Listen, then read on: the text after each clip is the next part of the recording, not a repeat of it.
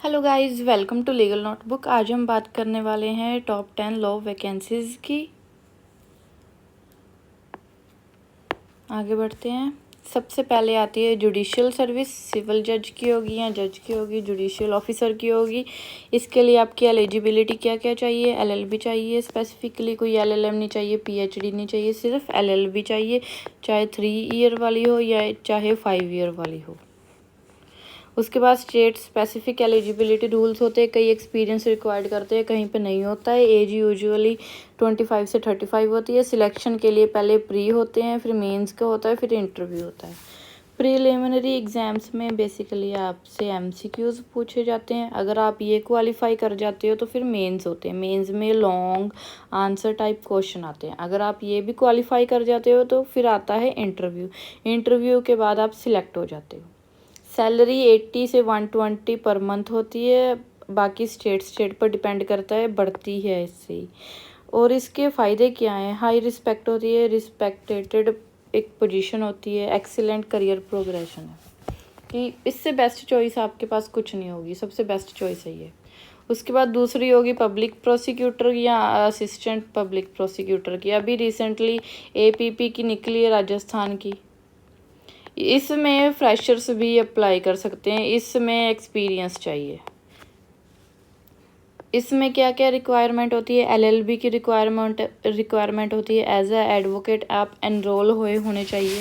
Experience मैंने जैसे बताया, पब्लिक प्रोसिक्यूटर है, इसमें एक्सपीरियंस चाहिए। असिस्टेंट पब्लिक प्रोसिक्यूटर में फ्रेशर्स भी अप्लाई कर सकते हैं। सैलरी 60,000 से 1,10,000 पर मंथ की होती है, बढ़ती भी है। स्टेट पर डिपेंड करता है ना। Work conduct criminal prosecution for the government. सरकारी वकील कह देते हैं इसे। सरकारी वकील तो अब आपको पता होगा क्या होगा, लॉ स्टूडेंट हो आप। थर्ड आ गया जैक का। इसमें फ्रेशर्स जा सकते हैं। इसमें एलएलबी चाहिए विद रिक्वायर्ड परसेंटेज 55 होगी या 60 होगी, मे बी 55 ही होती है।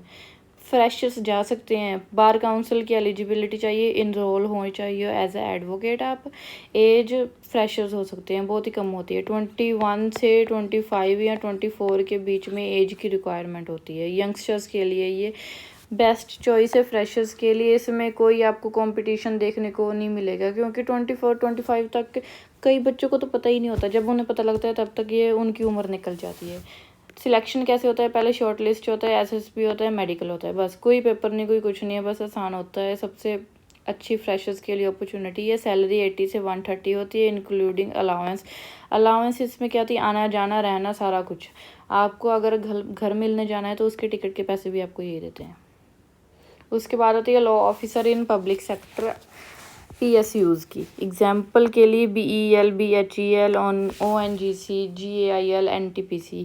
इसमें आप कॉरपोरेट को भी ऐड कर सकते हैं। इनकी सैलरी भी अच्छी होती है, 60 से 180 होती है। एक्सपीरियंस चाहे रिक्वायर्ड है चाहे नहीं रिक्वायर्ड है, आप मैटर करता है कि हाँ भी कौन सी जगह पर कैसी पोस्ट किस तरह की निकली है। सिलेक्शन होता है, रिटन टेस्ट होता है, इंटरव्यू होता है। कई बार सिर्फ इंटरव्यू भी हो जाता है। उसके बाद है बैंक लॉ ऑफिसर, जैसे SBI, union bank, bank of Baroda, Punjab national bank. यहाँ पे होगी सिलेक्शन। अब आपकी सैलरी होगी 70,000 से 140,000 के बीच में। वर्क क्या होता है आपका? रिकवरी करना लिटिगेशन का। लिटिगेशन जो कोर्ट का काम होता है। डॉक्यूमेंटेशन को ध्यान देना, लीगल ओपिनियंस के बारे में आप अपनी सलाह देना। 6 नंबर पर आती है लॉ क्लर्क कम रिसर्च एसोसिएट। इसमें जैसे कि सुप्रीम कोर्ट, हाई कोर्ट में आप काम करोगे एज अ क्लर्क।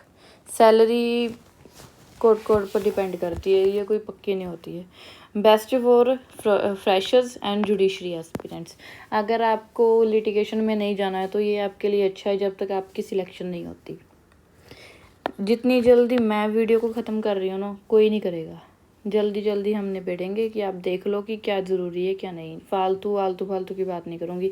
जो बीच बीच में ऐसे अपने वो देने लग जाते हैं, एड्स देने लग जाते हैं, हमारा कोर्स ज्वाइन कर लो, ये कर लो, वो कर लो, मैं ऐसा कभी नहीं करूँगी। मैं हमेशा फ्री में ही करूँगी। मैं कभी अपना कोई भी, आज मैं बोल रही हूँ, मैं कोई अपना ऐप नहीं चलाऊँगी, कुछ नहीं करूँगी। जो भी करूँगी सब सिर्फ यूट्यूब पर ही करूँगी, ऐसे ही करूँगी। Legal officer in government departments, कौन कौन से गवर्नमेंट डिपार्टमेंट्स, रेलवे का हो गया, ministry of law and justice का हो गया, इनकम टैक्स का हो गया, ईपीएफओ का हो गया, स्टेट डिपार्टमेंट का। 60,000 से 1,50,000 तक की इनकी सैलरी जाती है। अगर आपको इनमें से किसी की भी जॉब प्रेपरेशन की ट्यूटोरियल्स चाहिए तो मैं वो आपको प्रोवाइड करवा दूंगी, आप एक बार कमेंट कर देना। आगे आती है assistant registrar legal officer in universities, कौन कौन सी, जैसे एनएलयू में हो गया, सेंट्रल यूनिवर्सिटी, स्टेट यूनिवर्सिटीज़ में हो गया एज असिस्टेंट रजिस्ट्रार और लीगल ऑफिसर। सैलरी भी अच्छी होती है 60,000 से 1,40,000 पर मंथ की। फिर आ गया लीगल कंसल्ट का, ministries, commissions, regulatory authorities, government. यहाँ पे आपको एक्सपीरियंस रिक्वायर्ड हो सकता है, फ्रेशर्स के लिए नहीं होगा। 80 से 2 लाख तक की होती है, रोल पर डिपेंड करता है। उसके बाद आ गया सॉलिसिटर, असिस्टेंट सॉलिसिटर जनरल और government standing council. Eligibility advocate होना चाहिए। लिटिगेशन एक्सपीरियंस कम से कम मे बी 7 ईयर्स का होना चाहिए या 5 ईयर्स का होना ही चाहिए। Salary depends on the appointment terms and case work. बस इतना ही था, आगे हम इसको करेंगे। बने रहिए अगली वीडियो पर। Thank you for watching, bye bye. अगर आपको कुछ भी चाहिए, कोई भी मटेरियल चाहिए, मेरी इंस्टाग्राम की आईडी है legalnotebook.yt। सेम लोगो होगा, सेम कुछ भी होगा, आप बेफिक्र होकर डीएम कर देना। I will provide everything that you ask.